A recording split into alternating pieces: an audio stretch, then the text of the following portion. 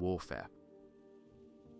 It was kill or be killed, and the men who lived through it didn't hold back in what they remembered. These voices deserved to be heard, not for glory, but because this is what war really was.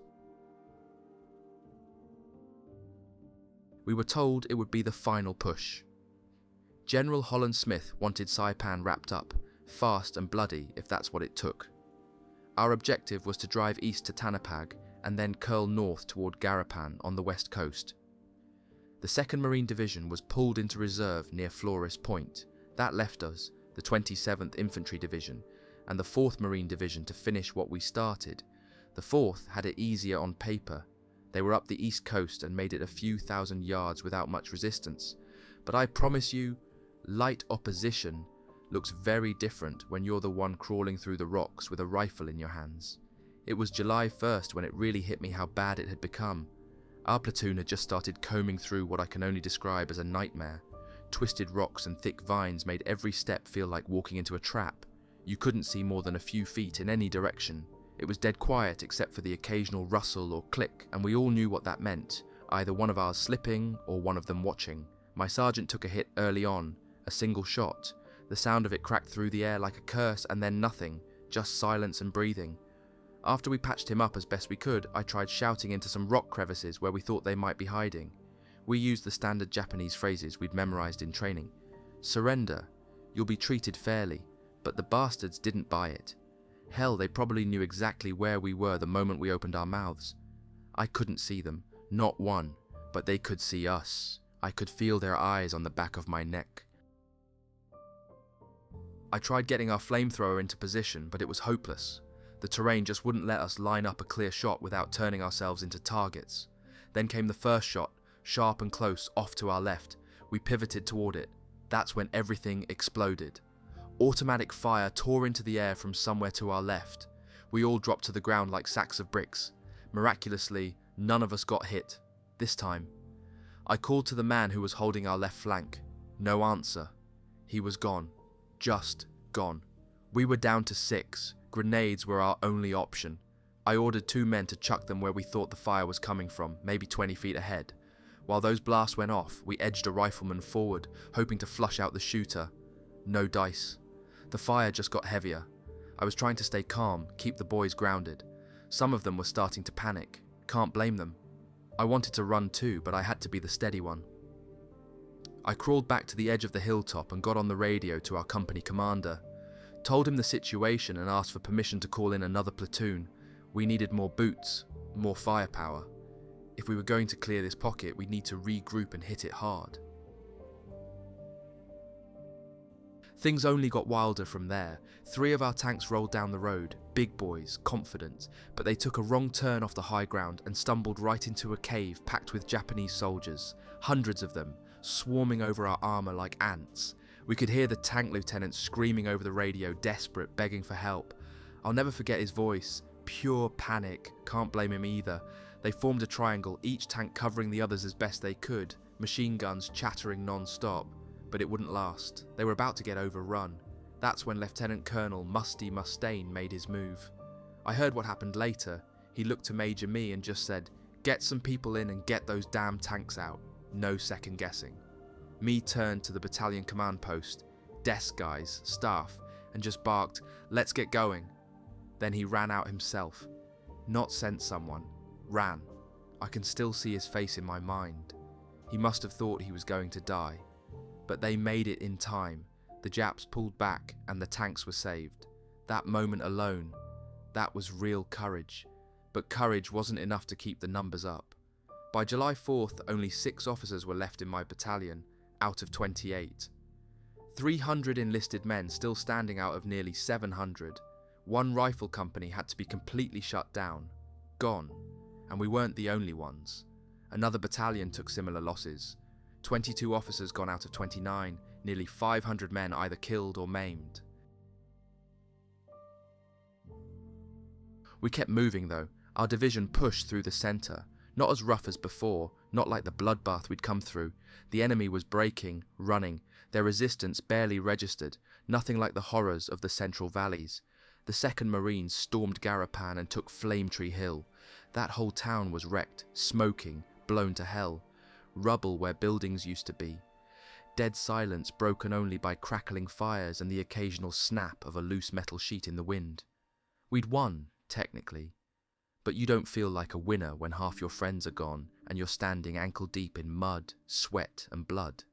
Saipan was ours, but it didn't feel like a victory. Just another place where the dead outnumbered the living. By the time we reached the edge of Garapan, it looked like the town had been chewed up and spit out by a god. Nothing stood straight anymore. The marine artillery and naval guns had done their job, roofs ripped off, beams snapped like twigs, and the whole place cloaked in smoke and death. But what looked like ruins to most of us was still a fortress to the Japanese. Twisted metal rooftops created natural bunkers, perfect for snipers. The bastards were still in there, tucked away, invisible, waiting for a clear shot. Moving through it wasn't war. It was a slow crawl through a maze of death. You didn't run, not unless you wanted to die. We advanced inch by inch, rifles aimed at every shadow. Engineers worked their way behind debris, sliding in under our cover fire to plant charges near the pillboxes. The moment the explosives were set, the flamethrowers lit up, hissing arcs of fire that roared like dragons into the black openings. The screams that followed were something you never forget. But we couldn't stop. The tanks rolled in behind us, and the 75mm self-propelled guns rumbled like gods of thunder, pounding anything that moved or dared to hold its ground. By nightfall, what little resistance was left in Garapan had been burned out, blown apart, or buried. But it never felt over. The ruins still whispered, still watched. Some of us muttered prayers when we stopped to breathe. Others just spat in the dust and kept walking. Down on the beach, the LVTAS of the 2nd Armoured Amphibian Battalion was still doing their work, ripping through anything that moved near the water's edge. Their suppressing fire tore apart Japanese strongpoints hiding among the sand and scrub, letting the 2nd Marines push forward without catching rounds in the back.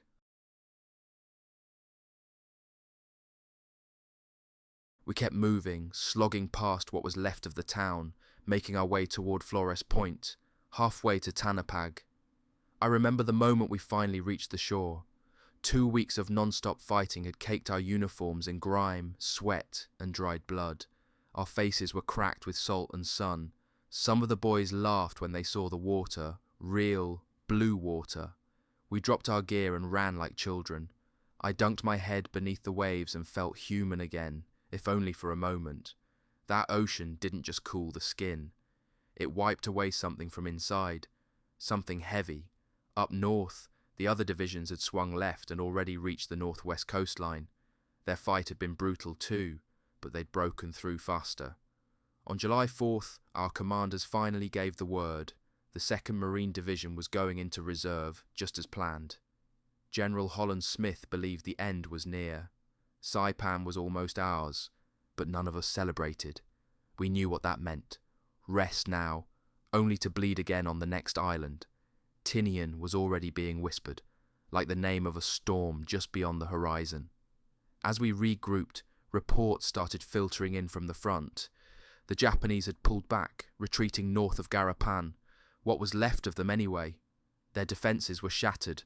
Artillery, armour, everything. But the most sobering thing we learned was this: they were starving. Their supply lines were gone, their food gone. Some of their soldiers were found chewing on grass, even tree bark, desperate just to stay alive. We used to think of them as ghosts in the jungle, fanatics, monsters. But hunger strips even a fanatic down to something fragile. Still, we couldn't afford pity. They would have killed us just the same, bark in their teeth or not. It was almost over, but I'd stopped believing in over a long time ago. Every island we took bled just like the last. Saipan was a victory, but when I looked at the faces around me, the silence after the laughter, the way some men just stared into the ocean and said nothing, I didn't feel like we'd won anything at all. We knew something was coming. You could feel it in the silence. Not the kind that brings peace, but the kind that crawls across your skin like the calm before a storm. The Japanese had pulled back again, but not cleanly. They left men behind in caves, intent on fighting to the death. And what made it worse was the civilians. Some caves held mothers and children, some held killers in disguise, and you never knew which until it was too late. I remember the 21st day of the campaign. We were moving up a winding trail to relieve the 23rd Marines. Word was, we were scheduled to launch a fresh assault at 1300. As usual, the skies lit up first. Artillery thundered overhead, followed by those morale-boosting rocket bursts that shook your insides. But in those damn caves, the enemy was dug so deep it barely mattered. They used the rocks like a shield, like an altar. We couldn't flush them out, and they were smart. Evil smart. They used civilians, old men, women, even children, as decoys. That day, I saw what that trick cost us. Some of the Japanese disguised themselves as prisoners, civilians begging for mercy, and when A Company tried to help, they were gunned down. Just like that. 12 good men, dead in seconds.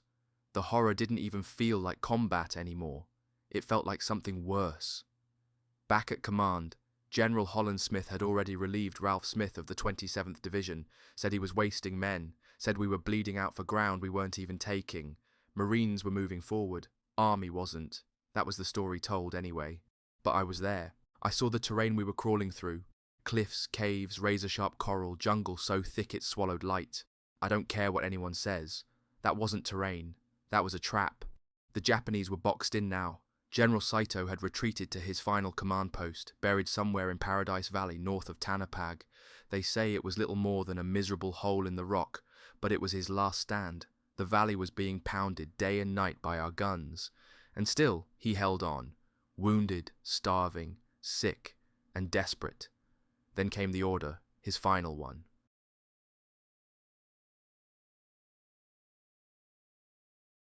At 10:00 hours on July 6th, Saito faced the east and shouted, "Tenoheika banzai! Long live the emperor for 10,000 years."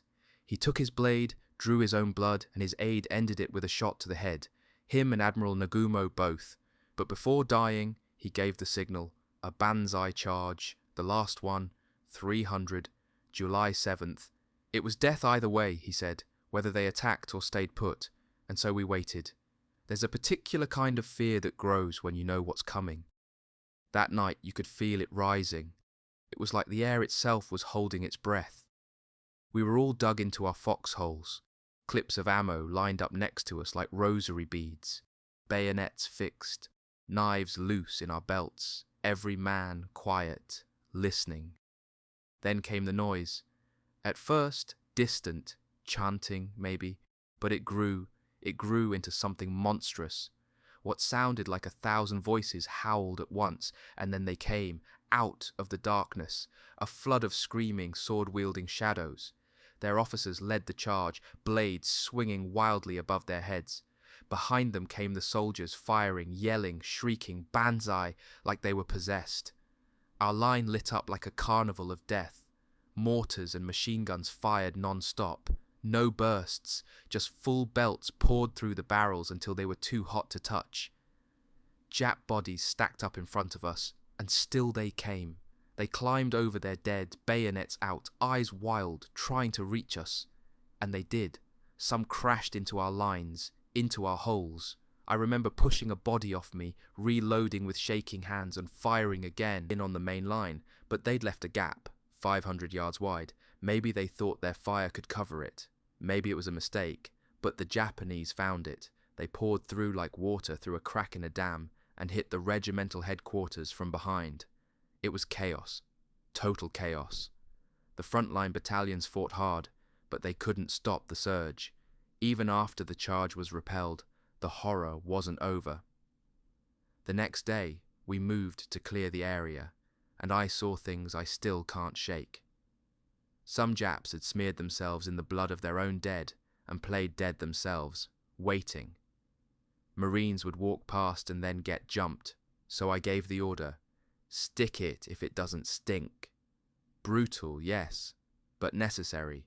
That's how you stayed alive, and there were civilians too, still hiding, women, children. Marines took risks that day most people will never understand. We crawled into those caves, not knowing if we'd find a mother or a man with a grenade, but we did it. We pulled them out. We gave them food, water, a cigarette if they were old enough. Because war can rip your soul out, but you've got to hold on to something. Some piece of humanity. But there was no mistaking it. That banzai charge was the last gasp. The spastic, suicidal rage of a force that knew it was beaten. It was savage, primal. Some came at us with nothing but sharpened sticks or rocks in their fists, and they still charged. They still tried to kill. It was July 7th, the final breaking point of Saipan. After that night, the battle was over, but the war would go on, and so would we. I'll never forget what happened behind our lines that morning. Behind the shattered 105th, the 10th Marines Artillery Battalions had barely seconds to react. Their 105mm howitzers weren't built for this. Close-quarter chaos wasn't part of the training manual. They tried to cut their fuses down to half a second, but it wasn't fast enough. The Japanese were already on top of us, so they dropped the barrels and started firing low, real low, bouncing shells off the earth in a deadly gamble of ricochet fire. Every shot risked hitting our own, but they had no choice. In the madness, Army and Japanese troops were tangled so closely in front of the guns that many of our own pieces had to go silent. One Marine Artillery Battalion tried to hold fast, but when their commander fell, everything unravelled. The cane fields swarmed with enemy troops. Our men spiked their guns, ripping out the firing locks so they couldn't be used if captured, and then fell back into the shadows, carrying rifles instead of rammers, now fighting as infantry. It was every man for himself. The 165th Infantry, God bless them, were ordered to hold their ground and shoot anything in front of them. That was it. No fancy tactics. Just stand, brace, and shoot until the barrels glowed red. By 1600, they'd linked up with the wreckage of the 105th, but they were still 300 yards short of fully sealing the line. The fighting had grown savage, grappling, stabbing, choking in the red dust. The screaming never stopped. You either killed or got dragged down. But finally, it stopped. By 1800 that evening, we had reclaimed every inch of lost ground. The Japanese had spent themselves. Every breath, every bullet, every bit of strength they had left was poured into that last charge. And they paid the price. The 105th suffered brutally. 917 casualties across just 2 battalions. Nearly 1,000 men. But they took 2,291 Japanese with them. One of our Marine Artillery battalions lost 127 men that day and killed 322. By the time we tallied the field, over 4,300 enemy dead littered the earth. Most hadn't fallen to distant bombardment or artillery number. The majority died face first in the fury of that banzai charge. There were heroes, though. Colonel William O'Brien stood his ground with a broken battalion. He didn't retreat. He fought until there was no one left beside him. They found him riddled with bullets, still holding his weapon. And then there was Sergeant Tom Baker, another Medal of Honor. He resisted until the end, taking down as many as he could before the world went black. No one had to write stories about them. The stories were burned into our brains.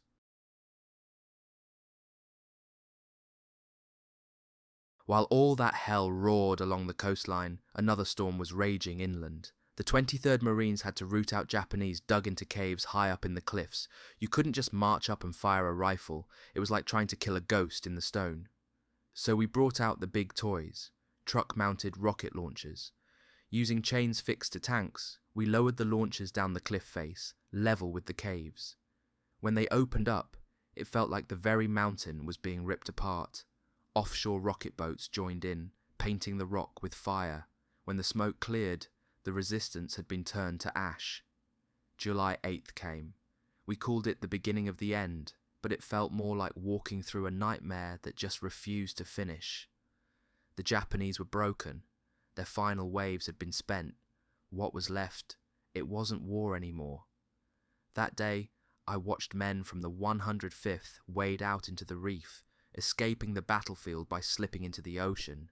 We sent in LVTs to rescue them, those tough bastards who wouldn't give up, even if it meant crawling into the sea. General Holland Smith pulled most of the 27th Infantry into reserve again.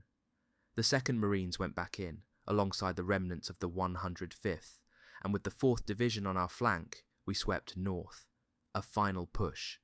The island was nearly ours. but nothing could prepare me for what we saw along the coast. It was grotesque. It was surreal. A landscape of death unlike anything I'd ever imagined. Japanese troops had hurled themselves off the cliffs. Hundreds, maybe more. Their bodies lay broken and lifeless on the jagged rocks below. Families, civilians, waded into the ocean and drowned themselves. Mothers clutching children. Old men with eyes hollowed out by hunger. It was suicide not just of a military force, but of a whole way of thinking. Some blew themselves up with grenades, others sliced open their bellies. Officers beheaded their own men, then themselves. It was ritual, it was madness, it was loyalty beyond reason. I didn't know what to feel. I looked at the blood-soaked cliffs, the tide washing over lifeless limbs, and I couldn't even summon anger. It was too far beyond that. It wasn't just the end of a battle. It was the death of an empire, played out in screams and silence. That was Saipan. That was our victory. And we marched north through the last of the island's dust, hollow-eyed and speechless, because we hadn't just killed an enemy, we had watched a civilization destroy itself. It was supposed to be the end, the final day. After weeks of hell, we were pushing toward Marpi Point, the last strip of land on Saipan's northern tip. The 4th Marines were already there, securing the cliffs, while the 6th and 8th Marines came down from the ridgelines, sweeping the last western beaches.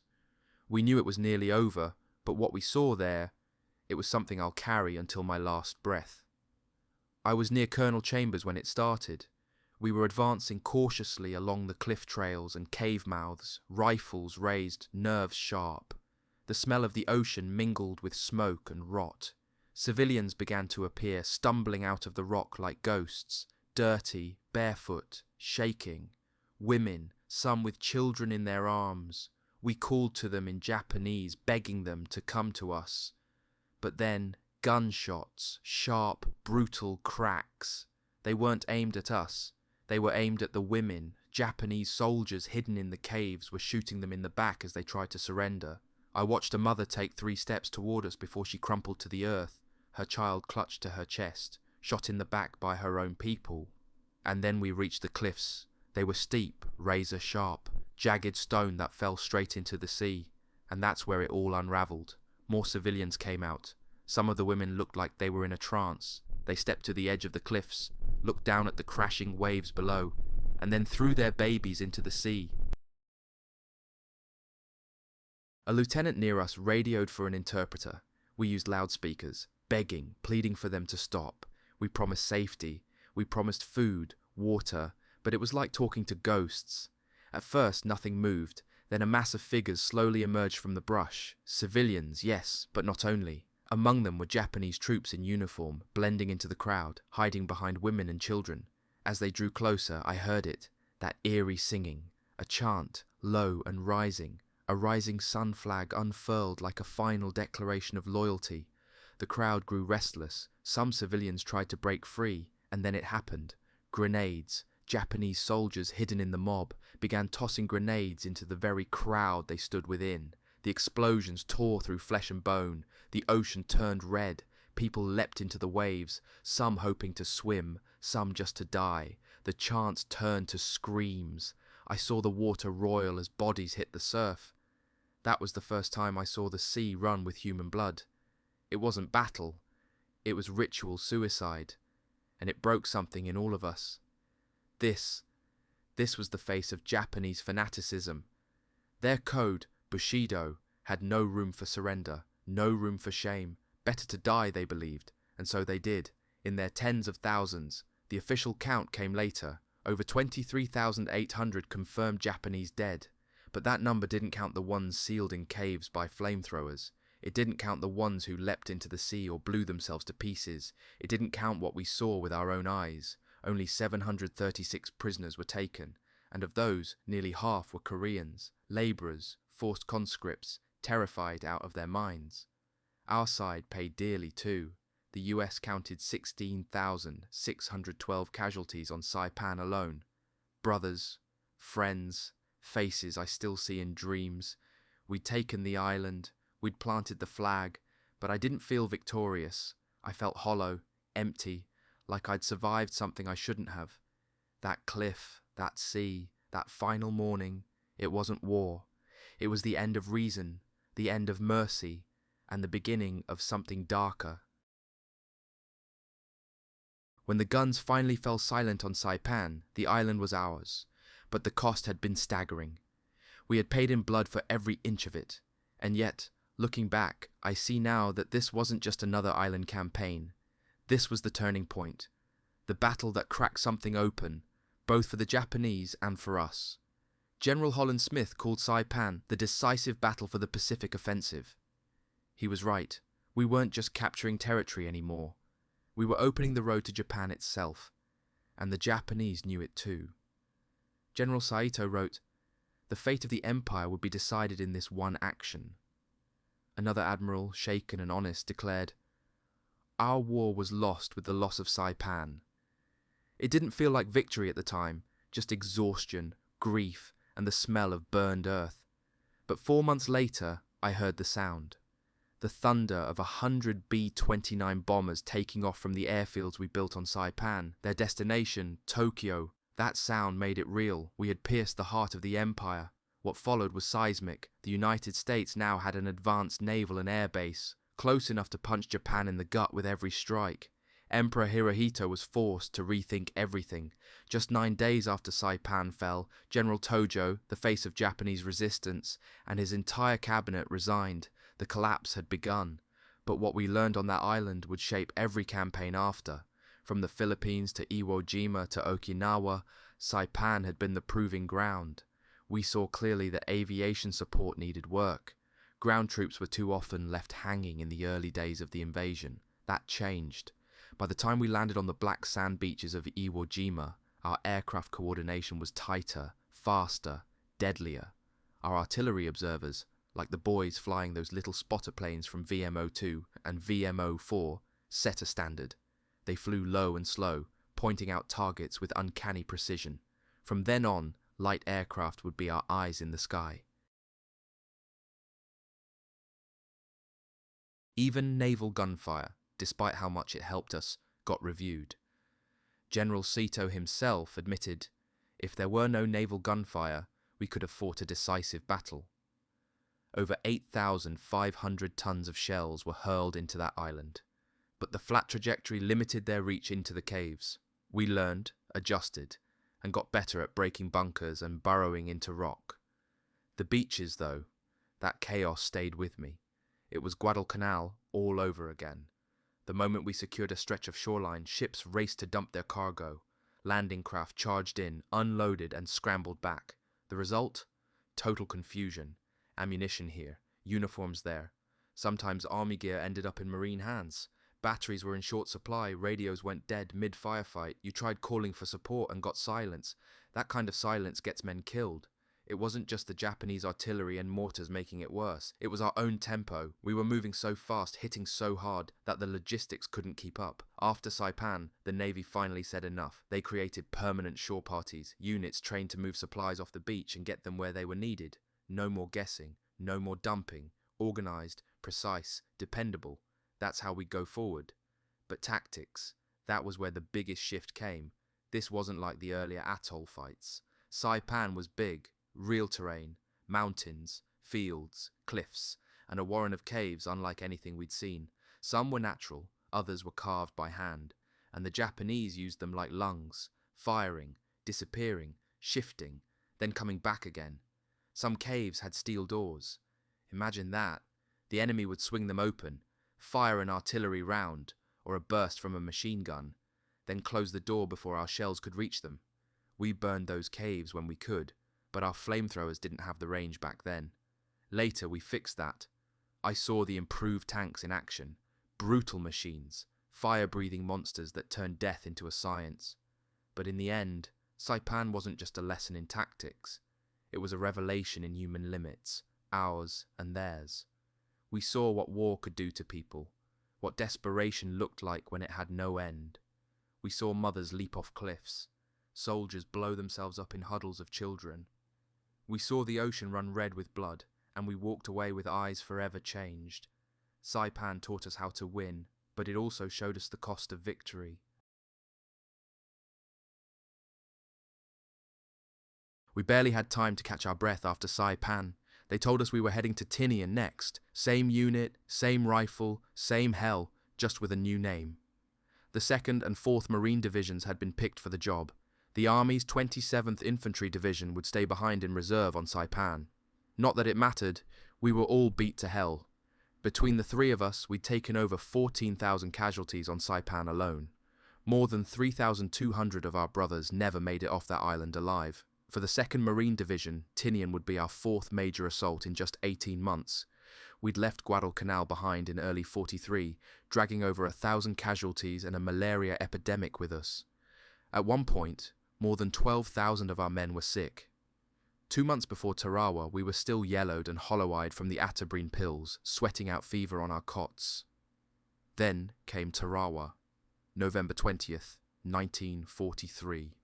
72 hours of sheer carnage, nearly 1,000 dead, over 3,000 wounded. It still lives in my bones. 7 months later, Saipan chewed us up again. 1,300 more dead, over 5,000 wounded, and now Tinian. The 4th Marine Division hadn't had it much easier. They'd only just been formed, rushed into the marshals in January, and took 787 casualties on Roy Namur. Then came Saipan, 6,025 more, over 1,000 dead. Now, just 6 months later, they were landing again. New Commander 2, Major General Clifton Cates, tough as nails, a World War I veteran. They said he'd become Commandant one day. Back then, all that mattered was whether he'd keep us alive. Still, despite everything, we weren't broken, just tired. Real tired. Marine historian Carl Hoffman put it best. Our morale wasn't low, it was something else. A kind of dry, fatalistic shrug. Here we go again. Not anger, just acceptance. No time to think. No time to grieve. Just pack your gear and load up. They said our pre-invasion bombardment would help. I didn't argue. Rear Admiral Harry Hill commanded the Northern Landing Force. He divided Tinian into 5 support sectors and had specific ships assigned to each one. The idea was deception. We'd make the Japs think we were hitting Tinian town hard, draw their focus there, and hit them from the north instead. And we did hit it hard. On July 23rd, the day before the landing, Tinian town got hammered. Over 2,700 rounds of 5 to 16-inch naval shells. Battleships Tennessee, Colorado and California let loose, along with the cruiser Cleveland and a pack of destroyers. I remember someone saying the Colorado alone sent 60 16-inch shells straight into San Hilo Point, knocking out the coastal guns that could have shredded us on the beach. Meanwhile, White Beach, where we'd actually land, was left mostly alone. That was the trick. Then came the airstrikes. The whole sky shook. More than 350 planes from the Army and Navy dropped over 200 rockets, 500 bombs, and 34 napalm canisters. We watched from our transports, eyes wide as hell bloomed on the horizon. That night, 37 LSTs anchored off Saipan were reloaded with the men of the 4th Division. 3 days of rations, water, ammo, a few vehicles, the bare minimum. We travelled light, just a spoon, a pair of socks, some insect repellent and emergency stuff in our pockets. No packs. Nothing that slowed us down. Historian Philip Crowell was on one of the transports with us. He later wrote about the feint we'd pull. 2 regiments of the 2nd Division would pretend to land at Tinian town, drawing the enemy south while the 4th stormed the narrow northern beaches. Same trick we'd later pull at Okinawa, different island, same idea. The 4th got the honour of landing first, but those beaches, they were narrow. Not wide enough for a battalion, let alone a division. We hit the shore in single-file columns, companies, then platoons, even squads. It felt like threading a needle with a bayonet. Our 2nd Division followed behind. We'd given up some of our tanks and artillery to support the 4th, so we were going in lean. Historians later said it was the lowest strength Marine Division in any amphibious operation of the whole war. Lieutenant Colonel Jumping Joe Chambers, who'd later earned the Medal of Honor on Iwo Jima, called us skinny. He wasn't wrong. His battalion, 325th, had averaged 880 men in the early days. At Tinian, we were down to just over 550. No reinforcements, just what we had left after Saipan. Skin and grit. Still, we moved cautiously. We weren't eager, just deliberate. We'd seen too much. Admiral Turner said we'd have 2 weeks to take the island. General Harry Schmidt, our new corps commander, promised we'd get it done faster. He was right. Tinian fell in 9 days. Some historians later said we could have taken it even faster if we'd just been more aggressive. Maybe. But none of us were in a rush. We'd bled enough. And it wasn't time we were worried about. It was each other. Staying alive. We set out at 03:30 on July 24th. Our troopships eased out of Charankanoa harbour in the dark, engines rumbling low like thunder underwater. I was aboard one of the ships carrying the 2nd and 8th Regiments of the 2nd Marine Division. This wasn't the real landing, not yet. We were the decoys, a feint across from Tinian town meant to fool the Japanese into thinking the main assault would come there. But none of us were fooled. We knew deception didn't make it less dangerous. We'd be dangling in front of the enemy like meat on a hook. We had a powerful escort, Battleship Colorado, Light Cruiser Cleveland, and a line of destroyers, Monson, Wadley, Norman Scott, Ramey, names that meant firepower, safety, and, as we'd soon find out, sacrifice. Just before dawn we slipped into Sunharan Harbour.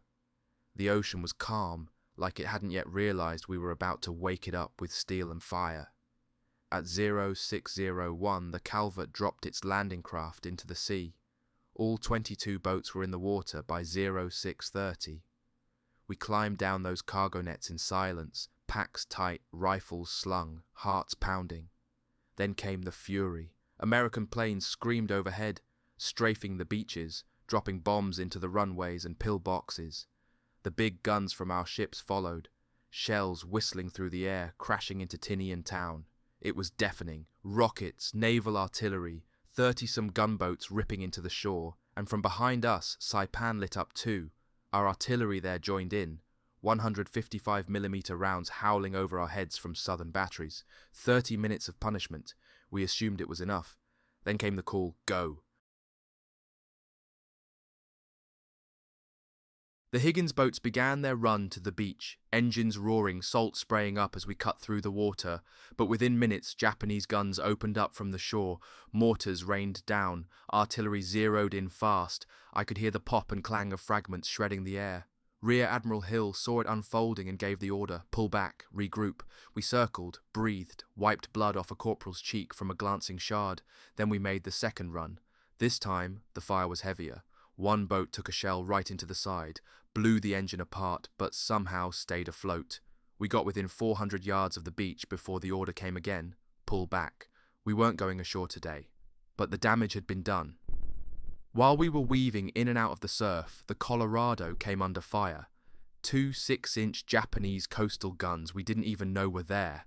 They'd somehow been missed in all our reconnaissance.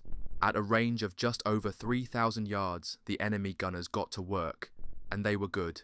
In just 15 minutes, they landed 22 direct hits on Colorado. 6 more slammed into the Norman Scott. It was chaos. Flames erupted from the decks. Men were running, screaming, carrying the wounded, trying to get the fires under control.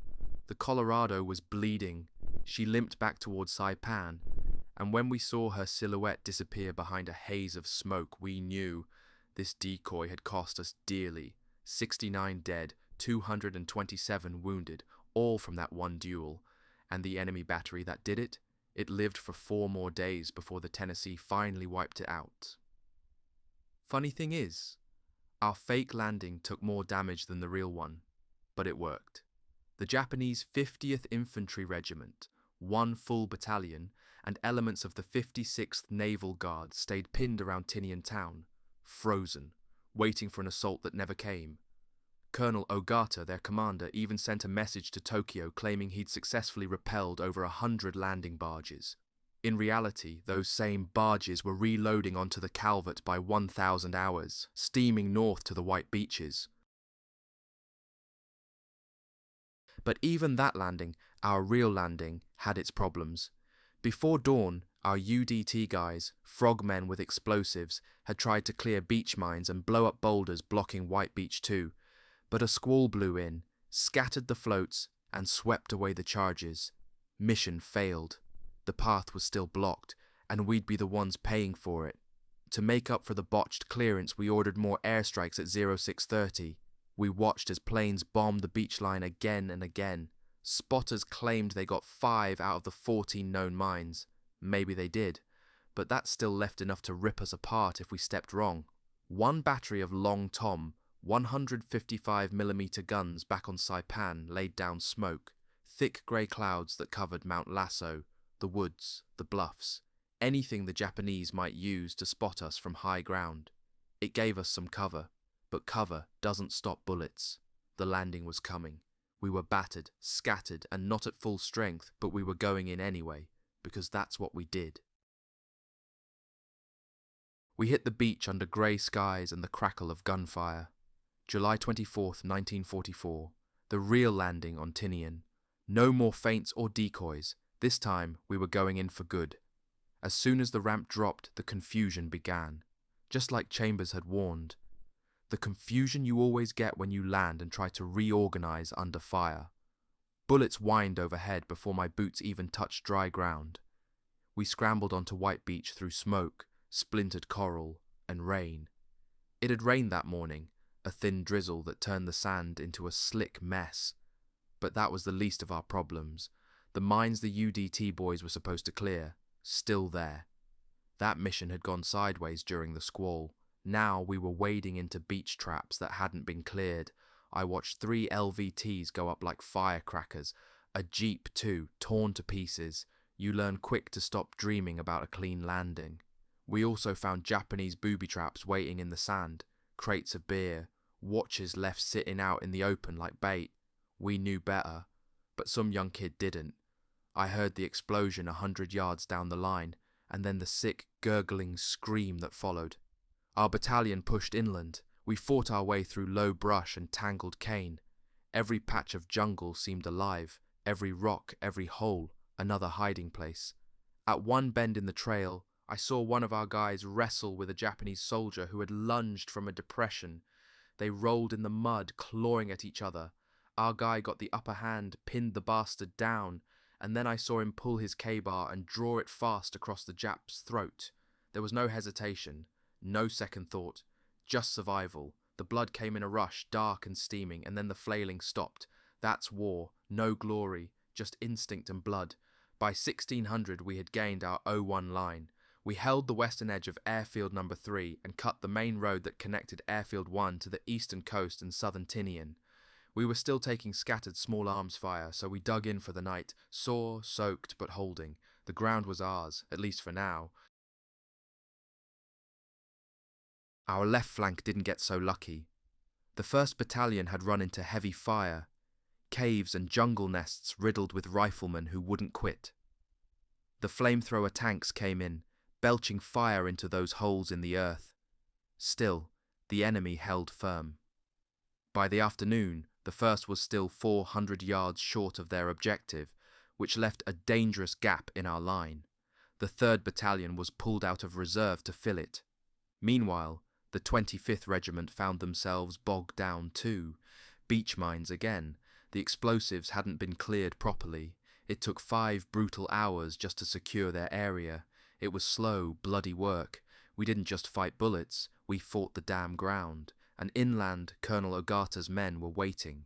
The 50th Infantry Regiment put up a wall of resistance, mortars, anti-boat guns, anti-tank guns, heavy machine guns hidden in caves, trenches and ravines. A pair of 47mm guns had us pinned. Eventually we flanked them, hit them from the side and cleared them out. We left 50 dead Japs in those pits. Colonel Chambers lost one of his company commanders within 15 minutes of hitting the beach. That's how fast it could change. A bullet, a mine, a shell, and suddenly the whole chain of command had to be rebuilt under fire. Still, by late afternoon, his battalion had moved 1,500 yards inland and tied into the 24th Marines on the left. The beachhead now bulged forward in a crescent. We were 3,500 yards wide along the coast and nearly a mile deep at the centre. But the day's biggest screw-up came from the 23rd Marines. They'd been sitting in reserve on the LSTs waiting for the green light. At 0740, they were told to load up. Their LVTs were already running, engines roaring in the belly of those ships, filling the decks with carbon monoxide. Within 30 minutes, the heat, fumes, and tight space turned those LVTs into gas chambers. Guys started puking, passing out. Colonel Lewis Jones finally pulled them topside until the launch came hours later. But even then, it was chaos. Communications were shot. Radios didn't work. Orders were delayed. When they finally came ashore at 1400, Colonel Jones himself was stuck in a broken-down LVT. Took him 7 hours just to get on land. Division brass grumbled about the delay, but no real harm was done. Still, when the campaign ended, Jones was reassigned, promoted to Brigadier General, headed for the 1st Marine Division and Okinawa. The 2nd Division had their own problems. After pulling off the feint at Tinian town, they'd steamed north and waited offshore all day. At 1530, General Schmidt gave the order to land a battalion from the 8th Marines to reinforce the 24th. He wanted them ashore by 1600. They didn't make it until 2100, but even with all the foul-ups, the day had gone well, at least by Pacific standards. Compared to Tarawa or Saipan, our casualties were light. Just 15 dead. 225 wounded. The Japanese left more than 435 of their own behind on the beach and in the fields. In the end, over 15,500 of us had gotten ashore.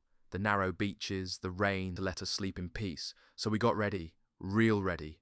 Barbed wire, already loaded on our LVTs, was strung out across the front. We stacked ammo in every foxhole, in every machine gun nest. Mortar teams were assigned target zones.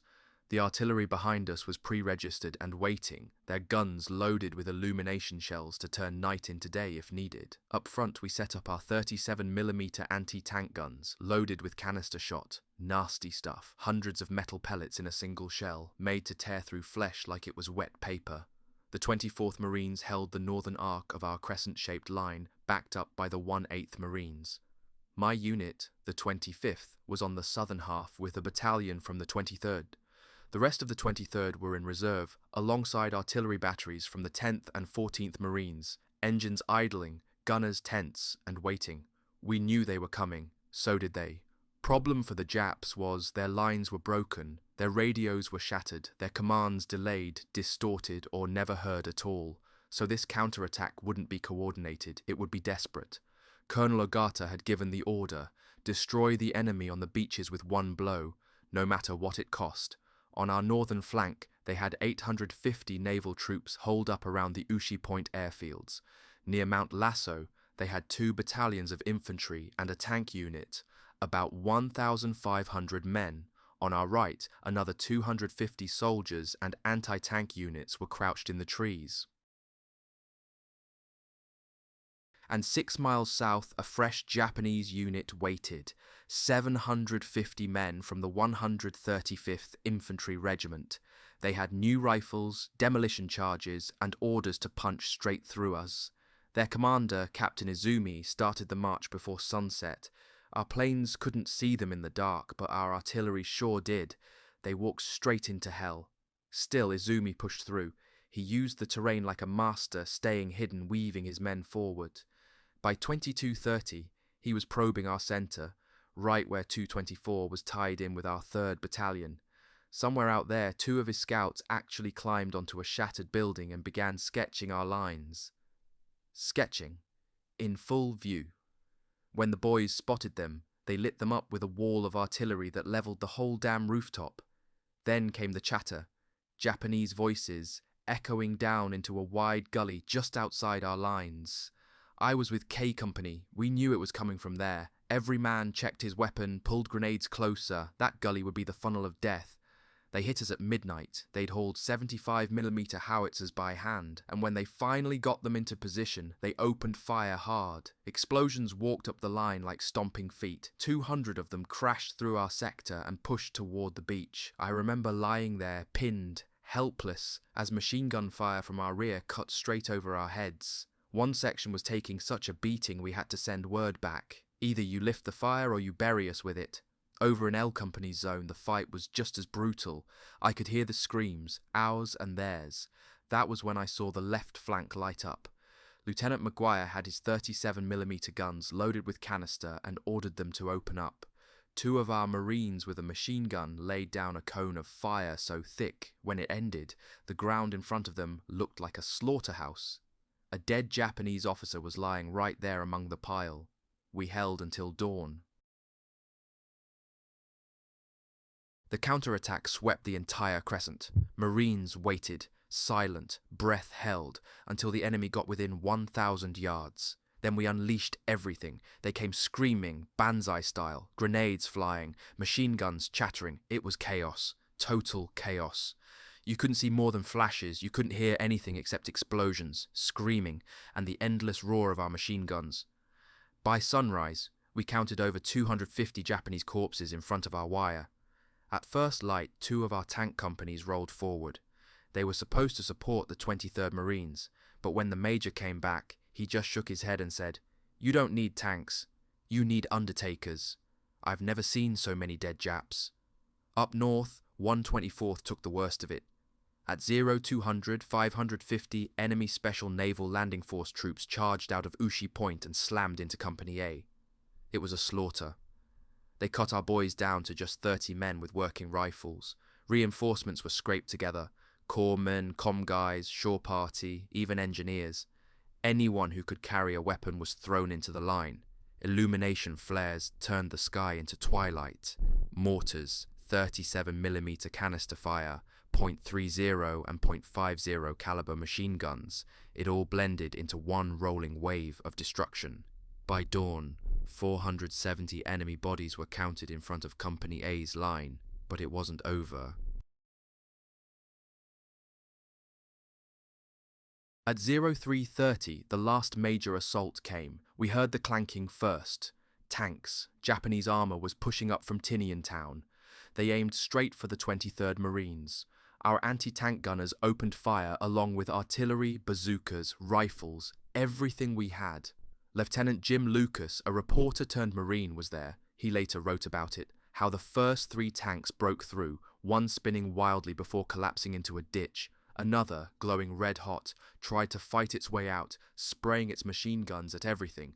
A third tried to run but got surrounded and blown apart. A Marine in a jeep actually chased down the last tank and drove it off. That's the kind of madness this night had become. But even after the tanks died, infantry poured in behind them. We held the line with canister and grenades. When it was over, some of the wounded Japanese soldiers pulled out magnetic mines and blew themselves to pieces. That blast shook the trees and left only blood behind. The numbers were staggering. Over 1,200 Japanese dead on the battlefield, hundreds more dragged off during the night. Fewer than 100 Marines killed or wounded. That was it. They'd thrown everything at us and lost. The survivors didn't resist much after that. Their radios were gone. Their officers were mostly dead.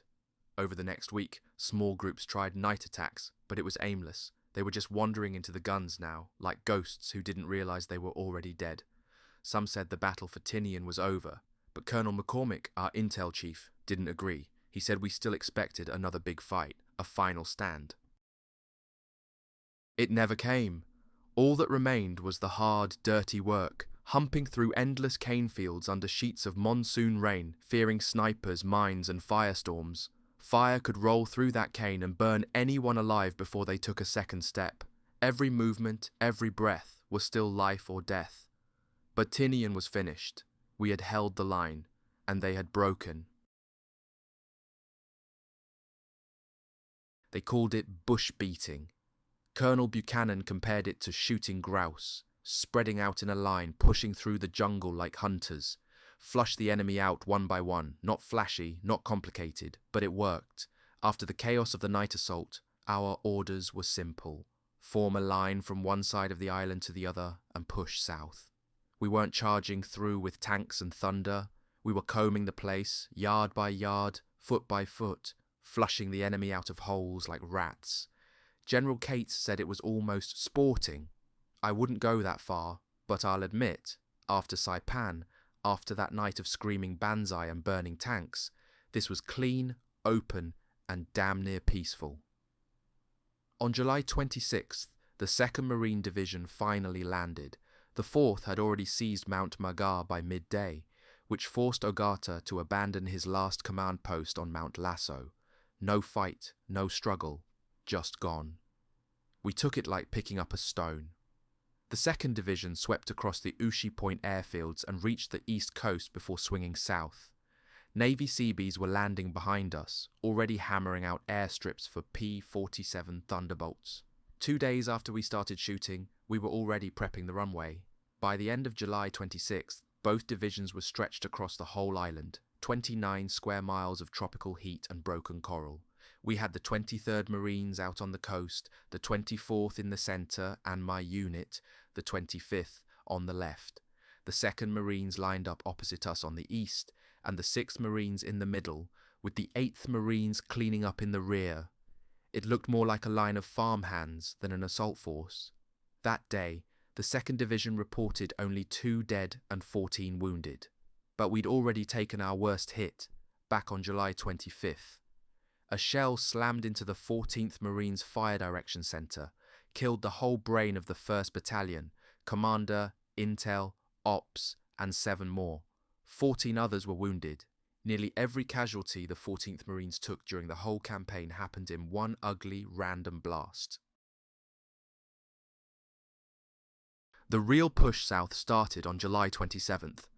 Schmidt's plan was like a man elbowing his way through a crowd. First one division, then the other. The 2nd went first. They advanced fast, over 4,000 yards by early afternoon. Sporadic fire, nothing serious. By 13:45, they were on their objective. We moved out later in the morning. Resistance was almost non-existent. We reached our line by noon and spent the rest of the day resting under a sky that for once didn't seem angry.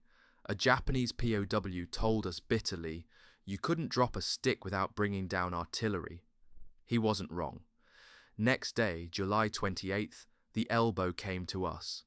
We rode tanks and half-tracks, tearing through open fields and scrubland, moved over 2 miles by lunch, picked up again in the afternoon, and overran Gergen Point airfield by sundown, another 7,000 yards.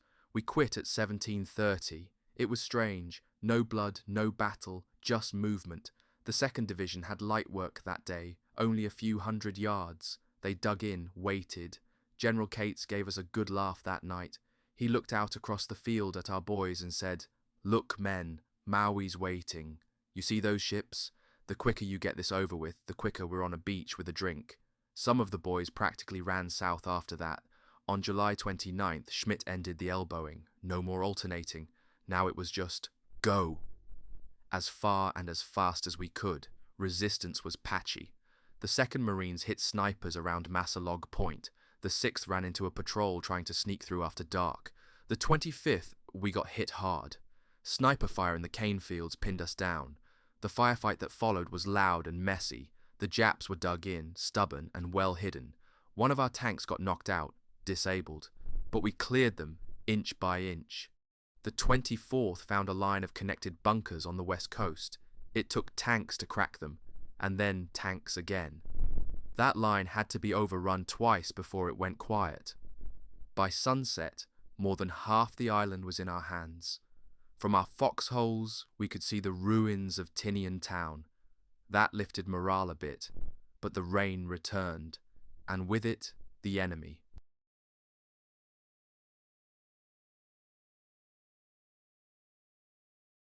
The night of July 29th was another soaking hell.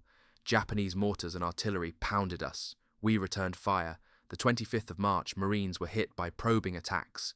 Come dawn, we found 40 enemy dead outside our wire. The next day, July 30th, Jig Day +6, Tinian town was the objective. At 07:30, our artillery laid down a curtain of fire. After 10 minutes, we moved. 2 destroyers and a cruiser joined in from Sun Haran Harbour. The shells howled overhead and hammered the caves along the coast north of town. We advanced 600 yards before the fire started, heavy from the caves. Tanks came up. Amphibians offshore opened up too. Flamethrower tanks hosed down the rock. Engineers followed behind, sealing caves with explosives. We found a 75mm gun hidden in one of them and turned it to scrap. By 1430, we entered what was left of Tinian town. It was dead, flattened. One Japanese soldier stood up from the rubble and tried to run. We shot him on sight. We searched the ruins for snipers, documents, anything of value, then pushed south to our 07 line. The greatest danger now wasn't bullets, it was mines and traps left in the roads and sand. The 25th kept pushing and seized airfield number 4. One Japanese POW told us the field had been rushed to completion for Tokyo's promised relief planes. There was just one aircraft on the runway, a lone Zero fighter. The supply room was full of unopened gear, goggles, gloves, flight suits, all waiting for planes that never came. Tinian was nearly done. There was nothing left to send.